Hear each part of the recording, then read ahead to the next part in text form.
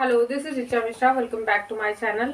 हम अपने English grammar की सीरीज में आगे बढ़ते हैं। हम अपने लास्ट कुछ लेक्चर्स में एक्टिव पैसिव कर रहे थे, तो उसी कॉन्टिन्यूटी में हम टेंस के अकॉर्डिंग चल रहे थे कि कैसे किस टाइप का सेंटेंस हो, यानी अगर टेंस के अकॉर्डिंग हमारा सेंटेंस है तो हम कैसे उसको चेंज करेंगे। ये हम अपने कुछ 2-3 लेक्चर्स में देख चुके हैं। तो बहुत शॉर्ट वीडियोज में बनाती हूँ ताकि आप बहुत कम टाइम में एक छोटा सा कॉन्सेप्ट अपना क्लियर कर सकें। बहुत ज़्यादा बड़ा पूरा वीडियो हो, आप एक बात ना समझ पाए, कॉन्सेप्ट ना समझ पाए, तो मैं पर्सनली मुझे नहीं लगता कि ये सही होगा। छोटा सा देखें और एक कॉन्सेप्ट क्लियर करते चलें, वो बेटर होता है। सो हम स्टार्ट करेंगे। हमने अपने लास्ट लेक्चर में पास्ट कॉन्टिन्यूस किया था। अगर पास्ट कॉन्टिन्यूस का सेंटेंस हो तो कैसे डील करेंगे, आप वहां जाकर देख सकते हैं। मेरे 3 लास्ट कुछ वीडियोस हैं, 3 वीडियोस एक्टिव पैसिव पर बने हुए हैं और ये मेरा चौथा लेक्चर है एक्टिव पैसिव पे। तो हम कंटिन्यू करते हैं। अगर पास्ट परफेक्ट का कोई सेंटेंस है तो उसको कैसे हम एक्टिव से पैसिव में चेंज करेंगे, वो हम सीखेंगे। सबसे पहले वही जो 3 बेसिक रूल, आप फिर से थोड़ा सा हम रिवाइज कर लेते हैं, जो मैंने अपने फर्स्ट वीडियो में भी एक्टिव पैसिव के बताया था कि सब्जेक्ट ऑब्जेक्ट की जगह ले लेता है और ऑब्जेक्ट सब्जेक्ट की जगह ले लेता है अपने रिस्पेक्टिव फॉर्म को चेंज करने के बाद। ठीक है, वही चीज जैसे अगर ऑब्जेक्ट सब्जेक्ट की जगह जा रहा है तो वो उस अपने ऑब्जेक्टिव फॉर्म में कन्वर्ट होके तब जाएगा, और अगर सब्जेक्ट ऑब्जेक्ट सब्जेक्ट की जगह जा रहा है तो वो अपने सब्जेक्टिव फॉर्म में कन्वर्ट होने के बाद जाएगा। ये प्रोनाउन में भी मैंने आपको अच्छे से एक्सप्लेन किया हुआ है, आप मेरी प्लेलिस्ट देख सकते हैं, वहां पर टेंसेस भी हैं। तो ये सारी चीजें वहां से कॉन्टिन्यूटी में है। अभी देखेंगे पास्ट परफेक्ट कैसे डील होगा। ऑब्जेक्ट जो कि हमारा पीछे से आया है, यहाँ पे हमने आगे लिख दिया सब्जेक्ट की जगह पर, फिर हैड बीन लगेगा। हम पहले थोड़ा सा टेंस समझ लेते हैं। पास्ट परफेक्ट टेंस यानी अगर पास्ट परफेक्ट का वो सेंटेंस है कैसे पहचानेंगे, अगर हैड लगा होगा एज ए हेल्पिंग वर्ब और थर्ड फॉर्म लगी होगी तो हम ये समझ जाएंगे कि ये पास्ट परफेक्ट का टेंस है। अब इस एक्टिव सेंटेंस को हमको पैसिव में बदलना है, तो हम ऑब्जेक्ट लिखने के बाद, यानी जो कि अब सब्जेक्ट बन चुका है, हैड बीन लगा देते हैं, यानी इसके साथ बीन जुड़ जाता है। जितने ये हैज, हैव, हैड वाले होते हैं इन सबके साथ हम बीन लगा के कंटिन्यू करते हैं पैसिव में। फिर वर्ब की थर्ड फॉर्म, जैसा आप जानते हैं बेसिक रूल है, थर्ड फॉर्म हमेशा ही पैसिव के सेंटेंसेस में हमेशा ही थर्ड फॉर्म यूज होती है। फिर उसके बाद बाय का यूज करेंगे और फिर सब्जेक्ट, और अगर कोई कॉम्प्लीमेंट वर्ड है तो उसको आगे उसी कॉन्टिन्यूटी में हम रखेंगे जैसे एक्टिव में रहेगा। ठीक है, हम एग्जाम्पल के साथ समझेंगे बेहतर। अगर सेंटेंस अफर्मेटिव है यानी पॉजिटिव सेंटेंस है तो क्या होगा, मान लीजिए लिखा हुआ है he had stolen her watch. अब आपको ये मालूम है कि ये आपका सब्जेक्ट है, ये आपका हेल्पिंग वर्ब है, ये वर्ब है और ये आपका ऑब्जेक्ट। ठीक है, अब ये ऑब्जेक्ट उठ के इधर आएगा तो ये चूंकि रिलेटिव प्रोनाउन है इसलिए ये साथ में पूरा ये जो हर वॉच है, थोड़ा सा ध्यान हमें रखना पड़ेगा। ऐसा नहीं कि सिर्फ वॉच आ रहा है, अगर उसके साथ में रिलेटिव प्रोनाउन है तो ये साथ में कंप्लीट करता है अपने ऑब्जेक्ट को, यानी हाँ ऑब्जेक्ट केवल वॉच नहीं है, हर वॉच पूरा ये ऑब्जेक्ट है। तो ये यहाँ पर आया, क्योंकि नाउन है तो कोई चेंज नहीं होगा, नाउन नहीं चेंज होते, प्रोनाउन के फॉर्म्स चेंज होते हैं। तो हर वॉच यहाँ आ गया। उसके बाद हैड बीन, जो कि पैसिव में करते हैं तो हैड बीन हो जाता है। स्टोलन ही ऑलरेडी थर्ड फॉर्म है, स्टील, स्टोल, स्टोलन, क्योंकि हमारा पास्ट परफेक्ट के उसमें सिंपल यानी एक्टिव सेंटेंसेस में भी थर्ड फॉर्म होती है और पैसिव में भी थर्ड फॉर्म होती है, तो इजी हो जाता है, हम एज इट इज लिख सकते हैं। फिर बाई लगा दिया और ही जो कि हमारा सब्जेक्ट था पीछे आया ऑब्जेक्ट की जगह तो वो हिम हो गया। ठीक है, ये इस तरह के सिंपल सेंटेंसेस को हम डील कर सकते हैं। फिर अगर कोई नेगेटिव सेंटेंस हो, he had not stolen her watch, तो सीधी सी बात है, मैंने अपने लास्ट लेक्चर में बताया है कि आप हेल्पिंग वर्ब अगर आपका पेयर में है यानी हैड बीन लग रहा है तो नॉट हमेशा उन दोनों पेयर के बीच में लगती है, यानी फर्स्ट पार्ट और सेकेंड पार्ट, और नॉट हमेशा इसके बीच में लगता है। या आप टेंस में भी इस चीज को हमेशा याद रखेंगे कि अगर पेयर में है यानी 2 टर्म है तो नेगेटिव बनाते समय या नेगेटिव सेंटेंस लिखते समय नॉट हमेशा उसके बीच में लिखा जाता है। ठीक है, बाकी सारी चीजें वही, stolen third form, by him. ठीक, फिर अगर कोई इंट्रोगेटिव सेंटेंस है पास्ट परफेक्ट का तो उसको हम कैसे पैसिव में बदलें, क्योंकि लिखा है हैड स्टोलन हर वॉच, तो हम क्या करेंगे, फिर से वही बात जो कि आपकी टेंस में भी है। 2-3 बातें जो आपको हमेशा ध्यान रखनी है जो गलत भी होती हैं, कि जो नेगेटिव वाली बात मैंने अभी बताई कि अगर पेयर में है यानी 2 टर्म है हेल्पिंग वर्ब तो बीच में नॉट लगेगा, और इंट्रोगेटिव सेंटेंसेस में कोई भी फॉर्मेट हो आप ध्यान रखें, जब पेयर में है तो जो आगे वाला टर्म है, जो आगे वाला पार्ट है वो इंट्रोगेटिव में आगे आएगा और जो दूसरा वाला पार्ट है वो सब्जेक्ट के बाद लिखा जाएगा। ठीक है, ये यहाँ पे गलतियां होती है, कभी कभी करेक्शन करने को भी आता है। आप कॉम्पिटिटिव एग्जाम्स में भी देखेंगे तो वहां भी आपको इस तरह का सेंटेंसेस मिलेगा आपको कंफ्यूज करने के लिए। तो ये जो चीजें आप गलत कर सकते हो जानने के बाद भी, या कहीं मिस्टेक हो सकती है, तो उसको मैं ज्यादा फोकस करती हूँ। तो हैड हो गया, फिर हर वॉच हो गया, बीन देखिए सब्जेक्ट के बाद में लगा हुआ है, फिर वही format stolen by him question mark इसमें लगेगा क्योंकि दोनों ही इंट्रोगेटिव है। फिर अगर हम इसी इंट्रोगेटिव नेगेटिव का टाइप देखें तो देखिए हैड ही नॉट, देखिए यहाँ एक्टिव में भी वही फॉर्मेट अप्लाई हुआ है, हैड उसके बाद यानी ये हेल्पिंग वर्ब, फिर सब्जेक्ट, फिर नॉट, नॉट देखिए सब्जेक्ट के बाद लगा हुआ है।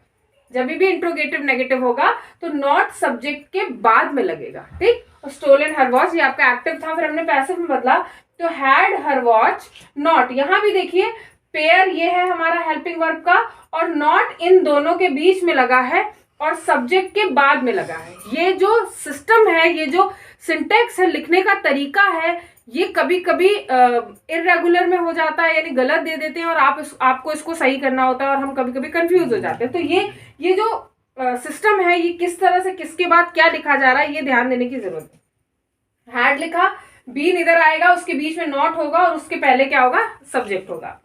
तो उसके बाद वही फॉर्मेट स्टोलन बाय हिम। उसके बाद अगर हम इंट्रोगेटिव नेगेटिव देखें, क्वेश्चन वर्ड वाला, जिसमें कोई क्वेश्चन वर्ड आता है, वाई, होम, वाई हो सकता है आपका, व्हेन हो सकता है, वेयर हो सकता है, इस तरह का।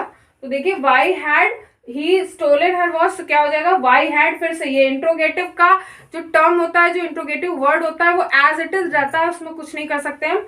तो ये वाई हो गया, फिर हैड एक पार्ट आगे आया, ठीक है, फिर हर वॉच आपका सब्जेक्ट, फिर बीन ये दूसरा वाला पार्ट हेल्पिंग वर्ब का यहाँ आया, फिर स्टोलन बाय हिम। इसी का नेगेटिव देखेंगे, वही फॉर्मेट जो ऊपर हुआ था, हेल्पिंग वर्ब यहाँ पे, क्वेश्चन वर्ड यहाँ, फिर उसके बाद हर वॉच ये सब्जेक्ट, फिर नॉट लगेगा क्योंकि ये सब्जेक्ट के बाद नॉट लगता है, ठीक है, फिर बीन और स्टोलन बाय हिम। ये आपका पास्ट परफेक्ट हो गया। अब हम मूव करते हैं फ्यूचर इंडेफिनिट की तरफ, ठीक है। फ्यूचर इंडेफिनिट जर्नली अगर हम थोड़ा सा टेंस के बारे में बात करें तो कैसे हम पहचानेंगे इंग्लिश में कि ये कैसे फ्यूचर इंडेफिनिट, देखिए आपको सेंटेंस पहचानना जरूरी होगा, तभी आप उसमें रूल एप्लीकेबल कर पाएंगे, ठीक है।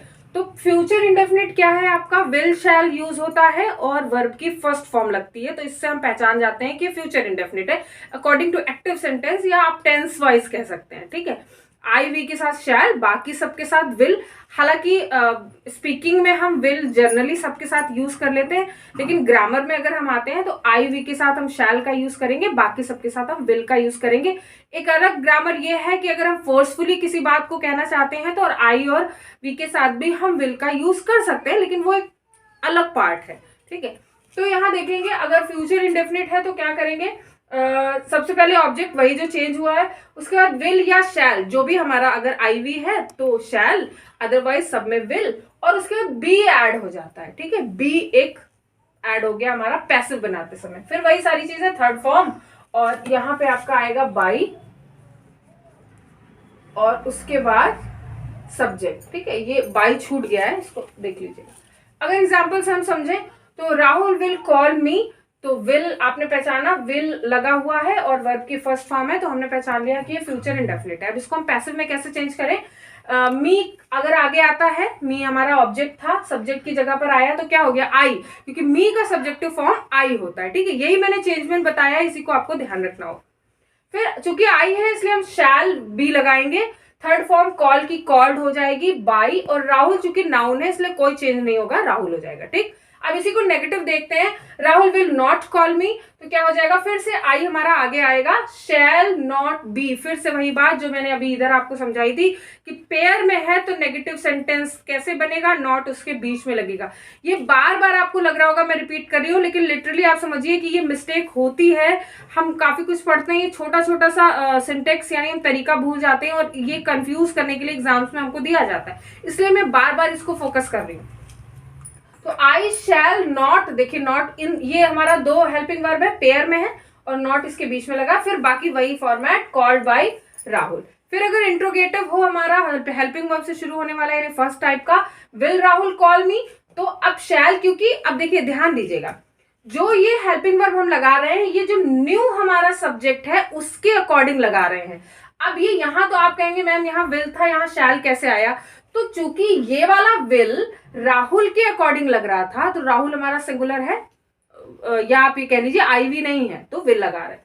यहाँ पे आपका जो सब्जेक्ट है जो चेंज होकर आ चुका है वो अब आई है और आई के साथ शैल लगता है।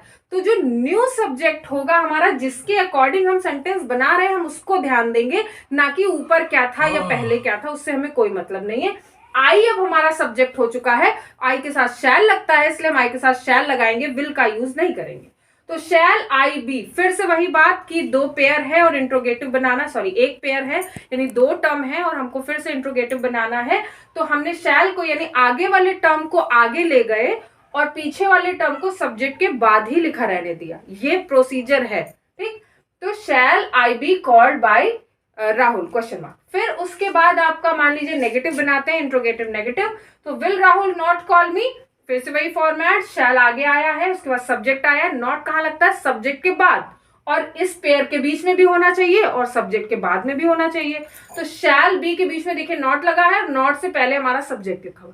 तो ये फॉर्मेट कि पहले हेल्पिंग वर्ब का एक पार्ट, फिर सब्जेक्ट, फिर नॉट और फिर हेल्पिंग वर्ब का सेकेंड पार्ट, फिर कॉल्ड बाय राहुल। ठीक, इसी तरह इंट्रोगेटिव नेगेटिव क्वेश्चन वर्ड वाला और सिंपल वाले, जैसे व्हेन विल राहुल कॉल मी तो हो जाएगा व्हेन शैल। अब इसका आप कुछ नहीं कर सकते, ये इंट्रोगेटिव वर्ड है उसमें कोई चेंज नहीं है, वो सबसे आगे ही लिखा जाएगा अपनी जगह पर। उसके बाद एक पार्ट आपने आगे इसके साथ लिखा, फिर सब्जेक्ट लगाया, फिर दूसरा पार्ट लिखा और कॉल्ड बाय राहुल। फिर इंट्रोगेटिव नेगेटिव क्वेश्चन वर्ड वाला, when will Rahul not call मी हो जाएगा व्हेन शैल आई। अब आपको यहाँ इसके साथ लगाना है, फिर सब्जेक्ट, सब्जेक्ट के बाद नॉट लगाना है, फिर दूसरा पेयर लगाना है, कॉल्ड बाय राहुल। आप वीडियो पॉज करके बार बार देख सकते हैं, सारे एग्जाम्पल्स है इसलिए मैं सारे टाइप के एग्जाम्पल्स के साथ समझाती हूँ। आई होप ये दोनों ही सेंटेंसेस का आपको समझ में आया होगा। मेरी वीडियोस को प्लीज़ अप्रिशिएट कीजिए और मुझे आपके सजेशंस भी कुछ और मैं कैसे बेहतर कर सकती हूँ ये भी जानने की मैं इच्छुक हूँ। और मुझे इसी तरह सपोर्ट करते रहिए। मेरे चैनल पर आपको बहुत सारे इंग्लिश के कंटेंट, चाहे वो आप स्कूल के सिलेबस से हो या कॉम्पिटिटिव एग्जाम्स में हो, बहुत ही कम टाइम में टू द पॉइंट मिलेगा, बहुत ही बेसिक्स के साथ। अगर आप बिल्कुल भी नए हैं इंग्लिश ग्रामर के साथ तो भी आप डील कर सकते हैं। टेंस की मेरी पूरी प्लेलिस्ट है, पार्ट्स ऑफ स्पीच की प्लेलिस्ट है, बहुत बेसिक्स है, जो चीज़ें कॉम्पिटिटिव एग्जाम्स में आती हैं आपके स्कूलिंग्स में भी हेल्प करती है। हम छोटी छोटी चीज़ों को स्किप कर जाते हैं या भूल जाते हैं, बहुत दिन से पढ़ा नहीं होता है, तो वो सारी चीज़ें आपको बहुत ही कम टाइम में, बहुत ही फोकस्ड, कोई इधर उधर की बात नहीं, वो आपको दिखेगा और कोई आपका टाइम यूटिलाइज होगा। बिल्कुल भी ऐसा नहीं लगेगा कि आपने इतनी लंबी वीडियो क्यों देखी, वो बिल्कुल भी रहेगा। तो प्लीज़ हमें सपोर्ट करते रहिए और मेरे चैनल को सब्सक्राइब कीजिए, लाइक कीजिए, शेयर भी कीजिए ताकि और लोगों तक भी ये इन्फॉर्मेशन पहुंच सके। So thank you so much.